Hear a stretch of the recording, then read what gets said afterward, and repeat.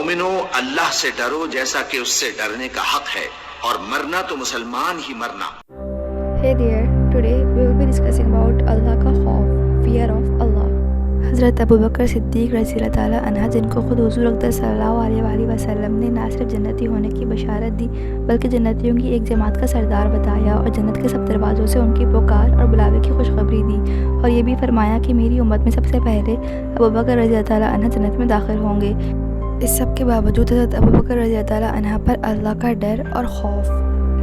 ربیعہ اسلامی رضی اللہ تعالیٰ عنہ کہتے ہیں کہ ایک مرتبہ کسی بات پر مجھ میں اور حضرت ابو بکر رضی اللہ عنہ میں کچھ بات بڑھ گئی، اور انہوں نے مجھے کوئی سخت لفظ کہہ دیا یا جو مجھے ناگوار گزرا۔ فوراً ان کو خیال ہوا، مجھ سے فرمایا کہ تم بھی مجھے کہہ دو تاکہ بدلہ ہو جائے۔ میں نے کہنے سے انکار کیا تو انہوں نے فرمایا کہ تم کہہ لو، ورنہ میں حضور صلی اللہ علیہ وآلہ وسلم سے جا کر عرض کروں گا۔ میں نے اس پر بھی جوابی لفظ کہنے سے انکار کیا تو وہ اٹھ کر چلے گئے۔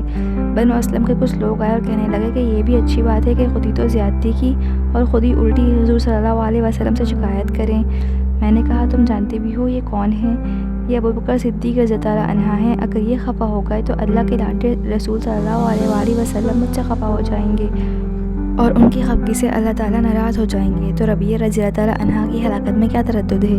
اس کے بعد ربیعہ رضی اللہ عنہ حضور صلی اللہ علیہ وآلہ وسلم کی خدمت میں حاضر ہوئے اور قصہ عرض کیا۔ حضور صلی اللہ علیہ وسلم نے فرمایا کہ ٹھیک ہے، تمہیں جواب میں اور بدلے میں کہنا نہیں چاہیے، البتہ اس کے بدلے میں یوں کہہ لو کہ اے ابو بکر رضی اللہ عنہ، اللہ تمہیں معاف فرما دے۔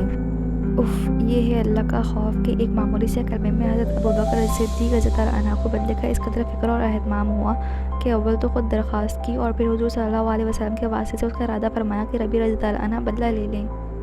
آج ہم ایک دوسرے کو سینکڑوں باتیں کہہ دیتے ہیں، کسی کا دل توڑ دینا، کسی کو ذلیل کر دینا اور پھر کہہ دینا کہ میں نے تو مذاق کیا تھا۔ لیکن یاد رکھیں، زبان سے نکلا ہر لفظ لکھا جا رہا ہے، وہ باتیں جو ہم بھول جاتے ہیں قیامت کے دن ہمارے سامنے کھڑی ہوں گی۔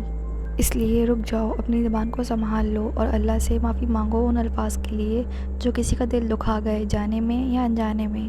یا اللہ ہمیں اپنی زبانوں کو بہتر استعمال کرنے کی ہدایت دے اور ان باتوں کو بخش دے جو ہم سے جانے انجانے میں نکل گئیں۔